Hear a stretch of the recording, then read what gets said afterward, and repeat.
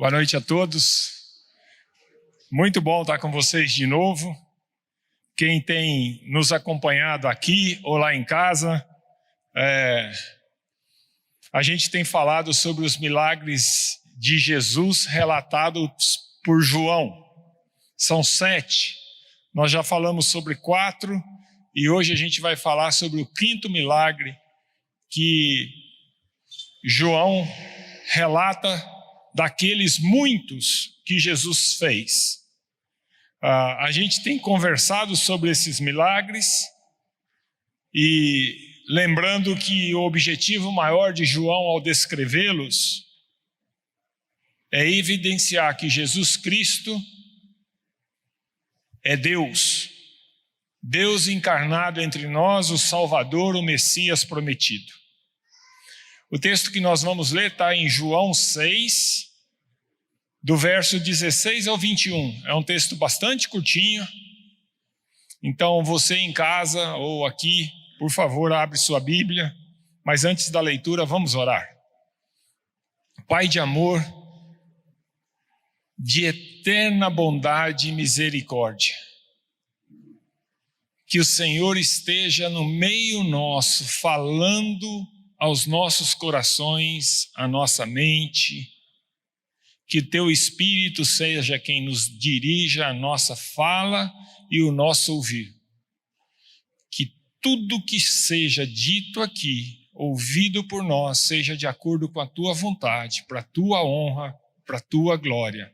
Em nome de Jesus. Amém. Então, João 6, 16 a 21. Estava ali falando com o Ricardo, e o Ricardo Brincalhão falou assim, é o milagre onde aparece o primeiro surfista no mundo, né? E o surfista sem prancha. Então é um milagre bastante conhecido que Jesus andou sobre as águas. E João, no verso 16 do capítulo 6, fala assim, ao anoitecer, seus discípulos desceram para o mar. Entraram num barco e começaram a travessia para Cafarnaum. Já estava escuro e Jesus ainda não tinha ido até onde eles estavam. Soprava um vento forte e as águas estavam agitadas. Depois de terem remado cerca de 5 ou 6 quilômetros, viram Jesus se aproximando do barco, andando sobre o mar, e ficaram aterrorizados. Mas ele lhes disse, sou eu, não tenham medo. Então se animaram e recebê-lo no barco, e logo chegaram à praia para a qual se dirigiam. Tem uma tradução que nesse verso 21 fala assim, então eles de boa vontade o receberam no barco e imediatamente chegaram à praia a qual se dirigiam. Vamos primeiro olhar o cenário do milagre. Naquele dia, Jesus havia passado o dia todo ensinando e curando uma multidão de pessoas que havia seguido Jesus para o lado oeste do Mar da Galileia. No final do dia, Jesus fez o milagre da multiplicação dos pães e dos peixes. Foi o último milagre que a gente conversou da última vez que eu estive aqui com vocês. Após esse milagre que alimentou uma multidão que muito provavelmente passava de 10.000 pessoas e podia chegar a 20.000 pessoas quando se contasse crianças e mulheres, a multidão encantada com o poder de Jesus queria proclamá-lo rei, mesmo que à força. E Jesus se retira do meio deles, despede os discípulos e vai para o monte orar. É exatamente nesse dia, na sequência disso, que ocorre o que nós líamos no texto. este mesmo milagre de Jesus, andar sobre as águas, é também contado por Marcos e por Mateus, lá em Marcos 6, do 45 ao 53, e em Mateus, no 14, do 22 ao 34. E é em Marcos e Mateus que vemos que Jesus mandou os discípulos irem à frente no barco, enquanto ele subiu ao monte para orar. Mateus também relata que neste mesmo acontecimento, Pedro, para ter a confirmação de que era Jesus que estava vindo, pede a Jesus para mandar ele andar sobre as águas e ir ao encontro de Jesus. E a gente lembra bem que quando Pedro desvia o olhar de Jesus e olha para as ondas, ele começa a afundar e ele pede o socorro de Jesus.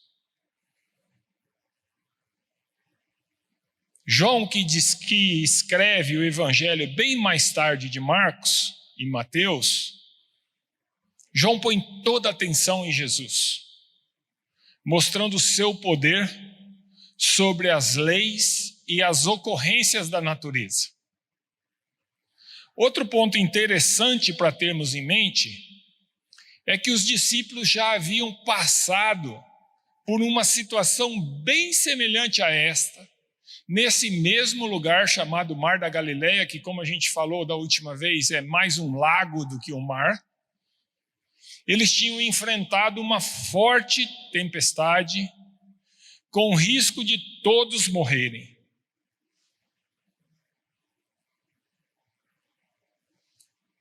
E essa outra situação ocorreu antes desta que a gente acabou de ler agora, que é o quinto milagre que João descreve.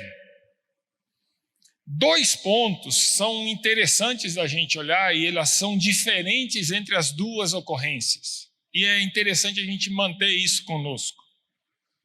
Apesar das duas situações serem bastante semelhantes no aspecto do vento, da tempestade, do risco que levou pânico para os discípulos, e esses discípulos que eram pescadores experientes, conheciam muito bem aquele mar.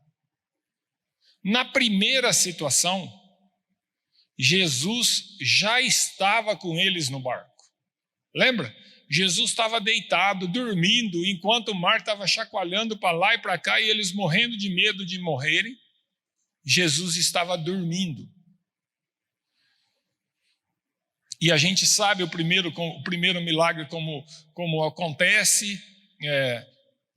Na primeira ocasião, eles despertam Jesus, falando: mestre, você não vê que todos nós vamos morrer? E Jesus ordena e a tempestade passa.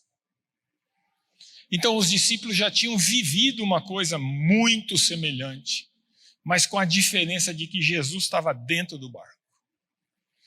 A outra diferença importante é que, segundo Marcos, depois de ver o domínio de Jesus sobre as águas, sobre a natureza, nessa primeira ocorrência, quando Jesus está dentro do barco com eles, depois dos discípulos ter visto Jesus acalmar o mar, eles ainda não sabiam realmente quem era Jesus. E Marcos, no verso 41 do capítulo 4, diz que os discípulos perguntaram: quem é este que até o vento e o mar lhe obedecem? Aqui nessa segunda ocasião, é Mateus que descreve a conclusão dos discípulos. Se na primeira eles tinham uma dúvida, quem é ele que consegue ordenar e o mar obedece? Aqui na segunda ocasião do texto que nós lemos, é Mateus que diz que depois de ver Jesus andar sobre as ondas e acalmar a tempestade, então os que estavam no barco adoraram-no e exclamando disseram: verdadeiramente, tu és o Filho de Deus. Tremenda diferença de posição. Da dúvida sobre quem era Jesus, para a certeza de que Jesus era o Filho de Deus. Se você também ainda está na dúvida sobre Jesus, espero que você possa hoje, tocado pelo Espírito Santo, chegar à mesma conclusão dos discípulos após o milagre de Jesus, após o milagre que ele andou sobre as ondas.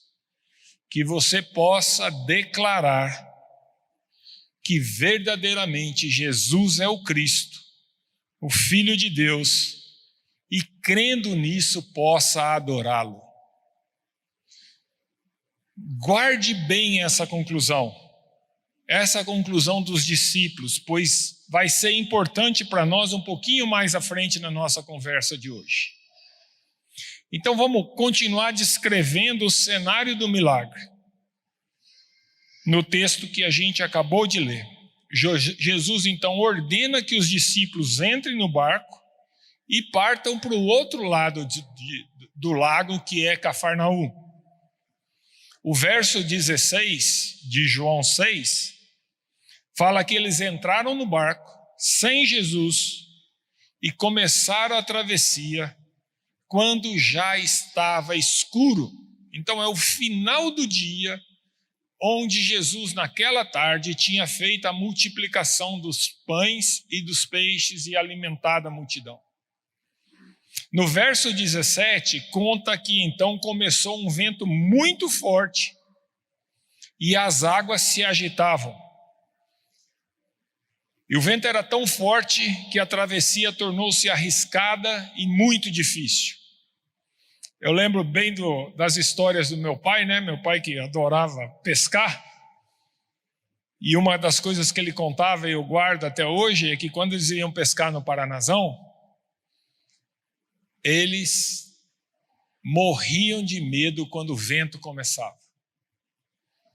O risco era enorme. Quando eles viam alguma formação de vento, cai fora d'água, porque o risco era enorme de virar o barco. E naquele rio que era grande, morrerem por ali. É algo semelhante que acontece aqui. Mas João diz que eles já estavam brigando com o vento há muito tempo, pois já estavam a 5 ou 6 quilômetros da margem, bem no meio do lago. Dizem que o Mar da Galileia, ou o outro nome, o Lago de Tiberíades, tinha 11 quilômetros de largura. Então, provavelmente, 5 a 6 quilômetros, eles estavam empurrados pelo vento para o meio do mar. E Mateus fala que já era alta madrugada. Então, eles saíram ao entardecer, no inicinho da noite, quando estava escurecendo, e eles passaram até a alta madrugada brigando com o vento. Imagine o estágio de cansaço, de enfado e de medo diante daquela situação. E Jesus não estava com eles. Qual foi o milagre? Nós vimos a cena, agora vamos descrever o milagre. João diz que Jesus veio ao encontro deles andando sobre as águas. Eles ficaram aterrorizados quando viram o vulto de Jesus andando sobre as águas. Os outros evangelhos dizem que eles pensaram ser um fantasma e gritaram de medo. Jesus então, conforme o verso 20 de João 6, diz: sou eu. Não tenham medo. E João conclui a descrição do milagre dizendo no verso 21 que os discípulos se animaram, se alegraram por receber Jesus no barco. E logo chegaram ao local a qual se dirigiam. E como eu mostrei na outra versão, a outra versão diz que imediatamente chegaram ao local onde se dirigiam. Há alguma discussão que talvez isso seja uma parte complementar do milagre, que eles teriam chegado imediatamente. No nosso estudo bíblico, nós temos aprendido com João sobre a centralidade de Cristo. O que importa para João é mostrar Cristo. Nota que ele, ao descrever o que aconteceu, ele não dá muita ênfase no vento e nem conta o que aconteceu com o vento depois que Jesus entrou no barco. Ele também não fala da experiência de Pedro. O que João ressalta é quando Jesus entrou no barco, eles se alegraram com Cristo, e com Cristo no barco, eles chegaram ao porto de destino. Como a gente tem feito em todas as vezes aqui que falamos dos milagres, qual é o propósito desse sinal miraculoso? O que Jesus queria com isso? O propósito de Jesus com esse milagre foi dar aos seus discípulos um ensinamento, uma revelação de que Ele é Deus. O alvo de Jesus era os seus discípulos, e Jesus queria ensiná-los quem Ele era. É impressionante pensar que esse extraordinário milagre de andar sobre as águas não foi feito diante de multidões. Foi feito de noite, no escuro. Quem viu foram os 12. O foco de Jesus eram os discípulos. Foi feito só para os seus discípulos, pois Jesus queria que eles entendessem, sem sombra de dúvidas, quem Ele era. Ao andar sobre as águas, Jesus está deixando claro que Ele é Deus, principalmente para os discípulos que tinham a formação de judeu do Antigo Testamento. No Antigo Testamento, quem abriu o Mar Vermelho? No Antigo Testamento, quem abriu o Rio Jordão? Quem acalmou o mar no livro de Jonas? Ou como está escrito em Jó 9:8, só Ele estende os céus e anda sobre as ondas do mar. Dessa forma, ao caminhar sobre as águas do mar da Galileia, Jesus está dizendo claramente aos seus discípulos quem Ele era. E só uma pessoa com esse domínio sobre o mar podia existir. Só Deus. Esse milagre tem como objetivo mostrar que Jesus é Deus. Ele controla a natureza. Ele tem poder sobre o mundo, sobre as leis naturais que Ele instituiu. O objetivo é mostrar a divindade de Cristo para você, para que você creia que Jesus é o Filho de Deus. E como diz João no capítulo 20, verso 21, e crendo tem a vida eterna. Essa é a única forma de ter a vida eterna. Este milagre, assim como os outros, também nos permite tirar várias aplicações. Mas eu vou destacar 3 para a gente tentar levar para casa, pensar nelas, refletir. E talvez na situação que você está vivendo, ou alguém próximo de você esteja vivendo, essa palavra possa trazer ânimo, conforto, segurança, a certeza de que com Cristo no barco, tudo vai diferente.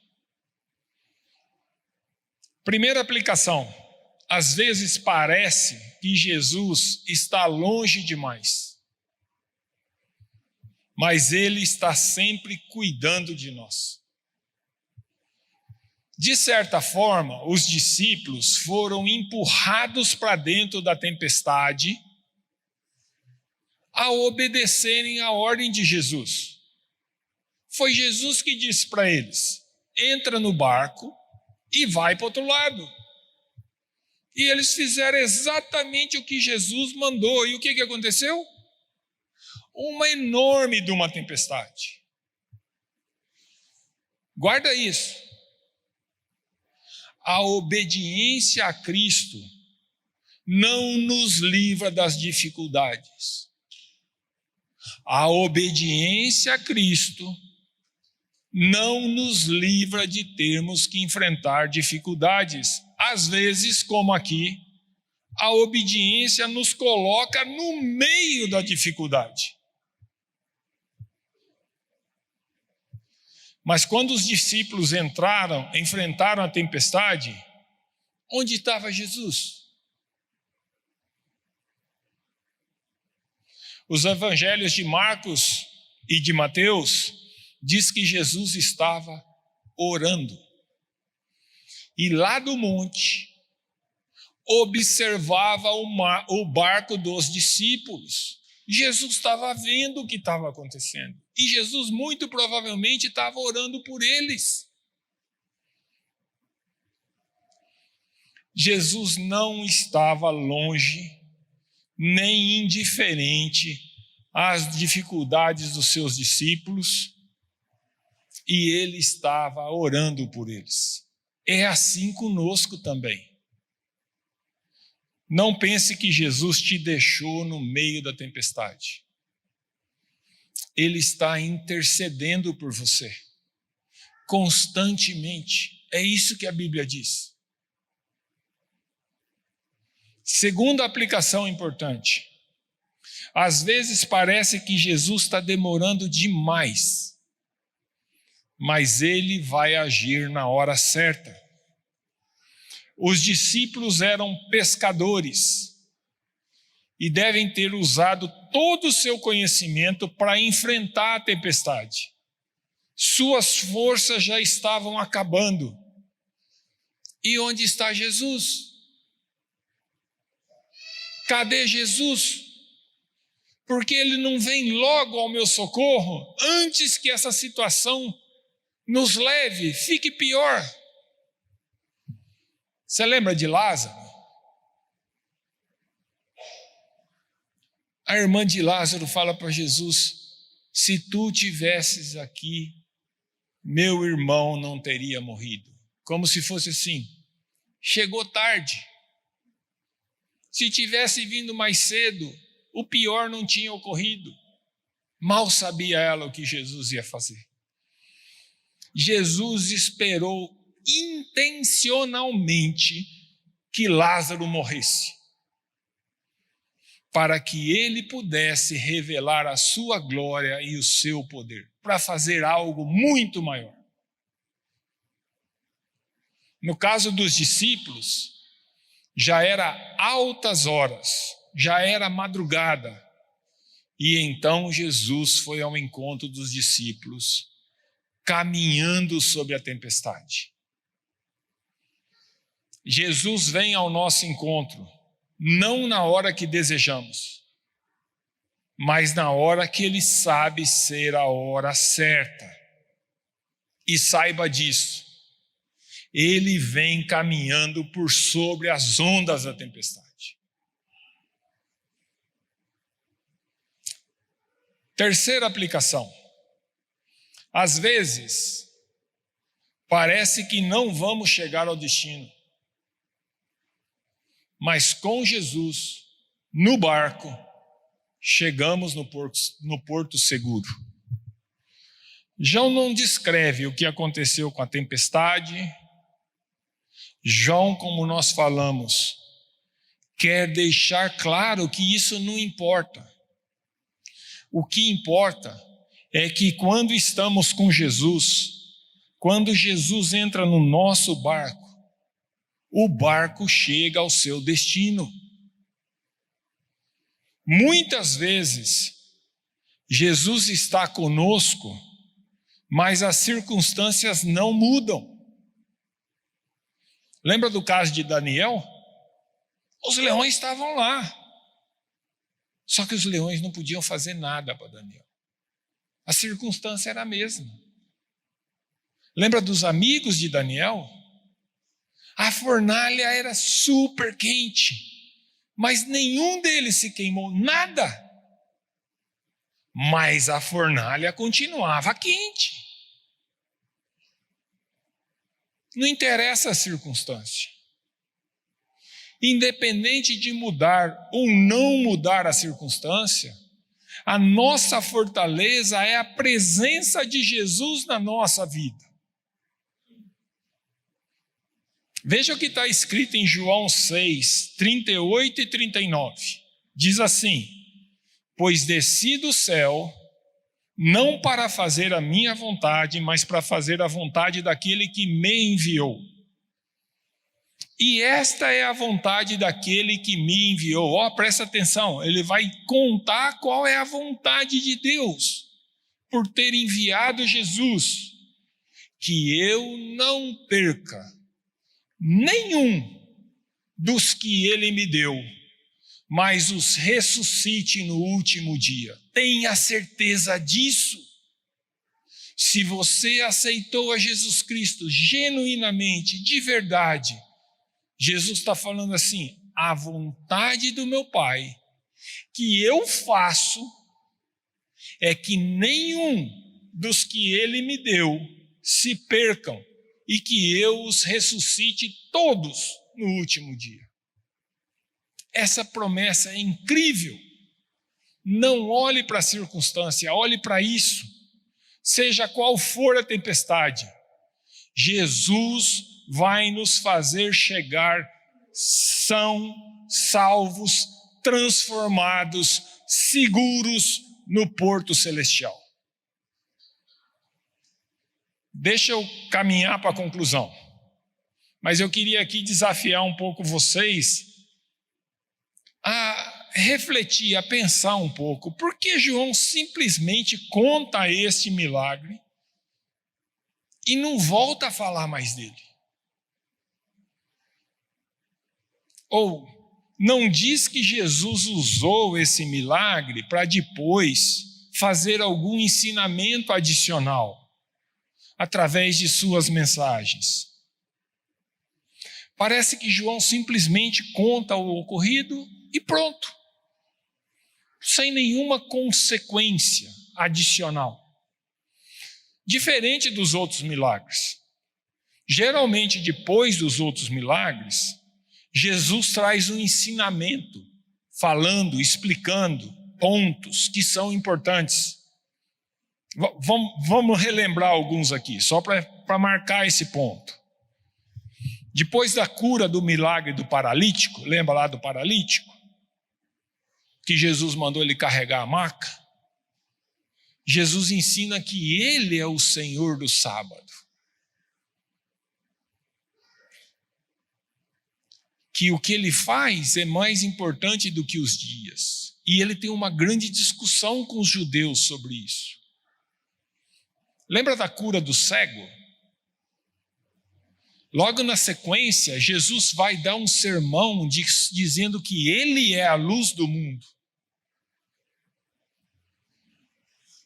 Depois da ressurreição de Lázaro, ele mostra que ele é a ressurreição e a vida.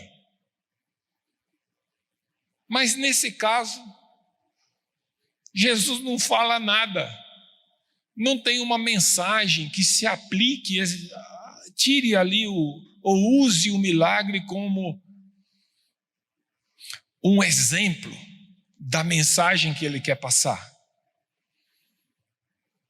Na verdade, o que acontece é que ele retorna ao milagre da multiplicação dos pães e do peixe. Depois que o barco chega em Cafarnaum, Jesus no dia seguinte é procurado pela multidão. E aí Jesus vai falar à multidão. E quando ele vai falar à multidão, ele fala que ele é o pão da vida. Ele retoma o milagre da multiplicação da comida.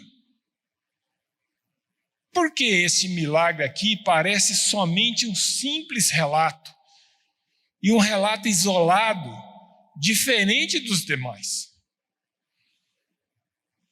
Deixe-me lembrar então o que acontece depois desse milagre. Como eu disse, no dia seguinte, na manhã seguinte, já do outro lado do mar da Galileia, Jesus ensina que ele é o pão da vida. E ele diz, João 6, 53 a 56, eu lhes digo a verdade, se vocês não comerem da carne do Filho do Homem e não beberem o seu sangue, não terão vida em si mesmos. Todo o que come a minha carne e bebe o meu sangue tem a vida eterna. E eu o ressuscitarei no último dia. Pois a minha carne é a verdadeira comida e o meu sangue é a verdadeira bebida. Todo o que come a minha carne e bebe o meu sangue permanece em mim e eu nele. O que Jesus está dizendo aqui é, se você não crer em mim, se você não crer que eu vou morrer, derramar meu sangue por você, se arrepender dos seus pecados e aceitar o meu sacrifício como seu pagamento da sua dívida, você não tem lugar no céu. E ele fala isso para uma multidão que estava atrás dele, atrás do alimento material, não do alimento espiritual. A consequência dessa mensagem, feita na manhã e dia seguinte aos dois milagres, ao milagre da multiplicação e na sequência ao milagre de andar por sobre as ondas, é que muitos dos seguidores de Jesus acharam as suas palavras muito duras. E em João 6, 66, diz que daquela hora em diante, muitos dos seus discípulos, dos seus seguidores, voltaram atrás e deixaram de segui-lo.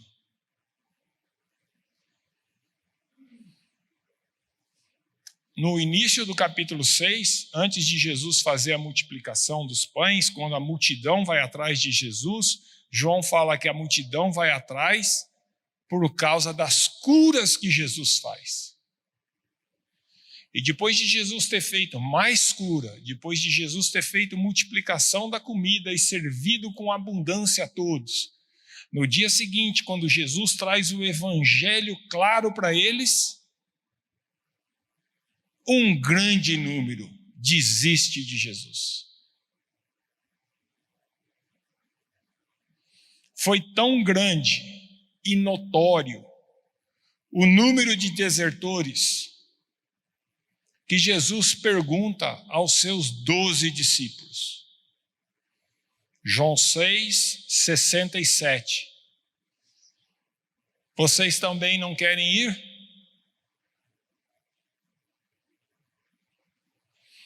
É aqui que a experiência daquela noite anterior, de ver Jesus andar por sobre as ondas, faz a diferença. Logo após o milagre, dedicado ao ensino exclusivo dos discípulos, o milagre de andar sobre as águas no meio da tempestade, os discípulos haviam despertado e concluído. Lembra que estava escrito em Mateus, que após o milagre eles falam, verdadeiramente tu és o Filho de Deus. Foi o que eu pedi para vocês. Guarda aí que nós vamos usar no finalzinho da nossa conversa. Creio eu que aquilo que eles haviam experimentado na noite anterior foi fundamental para que, diante da pergunta de Jesus, e vocês também não querem ir? Para que eles, diante dessa pergunta, depois do abandono do grande número de seguidores, eles respondessem o que está escrito em João 6, 68 e 69. Senhor, para quem iremos? Tu tens a palavra da vida eterna. Nós cremos e sabemos que és o Santo de Deus. Meu amigo, minha amiga, meu irmão, minha irmã, que o relato deste sinal miraculoso, assim como as intervenções de Deus na sua vida, que os livramentos do dia a dia, que a cura da doença, que a cura da dor, sirvam para confirmar a você que só Jesus tem a palavra de vida eterna. E para que você creia verdadeiramente que Jesus é o Santo de Deus, o único caminho para a satisfação eterna. Que a experiência que você vive no seu dia a dia, que ao perceber a mão de Deus tocando em situações do seu dia a dia, assim como aconteceu com aqueles discípulos, resultem na confiança de que Jesus é Cristo, de que Ele é o Deus encarnado. O fundamental aqui não é se o vento passou ou não passou. O fundamental não é se a cura aconteceu. O fundamental é que você creia verdadeiramente que só Jesus tem as palavras da vida eterna. E que pessoalmente tenhamos a certeza de que Ele é o Santo de Deus, o único que nos pode levar ao porto seguro da vida eterna, nos céus, com Jesus Cristo e com todos os salvos. Vamos orar? Pai de amor, de eterna bondade, que a Tua palavra, Senhor, entre dentro de nós, que a gente possa buscar-te pelo que o Senhor é, que nós possamos seguir-te para te adorar, para te louvar, agradecidos pela salvação que há em ti, e com a certeza que só o Senhor tem a palavra da vida eterna. Eu sei, Senhor, que a gente te busca por causa das nossas dificuldades, que a gente te segue sabendo que o Senhor cuida de nós. Mas, Senhor, faça-nos ver que incomparavelmente a nossa prioridade tem que olhar para Ti como Senhor, como Cristo, como o Filho de Deus, o Salvador do mundo, o Salvador das nossas almas, e entendendo a nossa posição, o tamanho da sua graça, rendermos louvores e honra a Ti. Que a razão principal de Te seguir é saber que só Tu tens a palavra da vida eterna. Mesmo nas nossas dificuldades, mesmo na nossa dor, que os nossos olhos possam estar em Ti, seguros que contigo no barco, no nosso barco, nós vamos chegar ao porto seguro celestial. É isso que nós te pedimos, Senhor. Em nome de Jesus Cristo. Amém.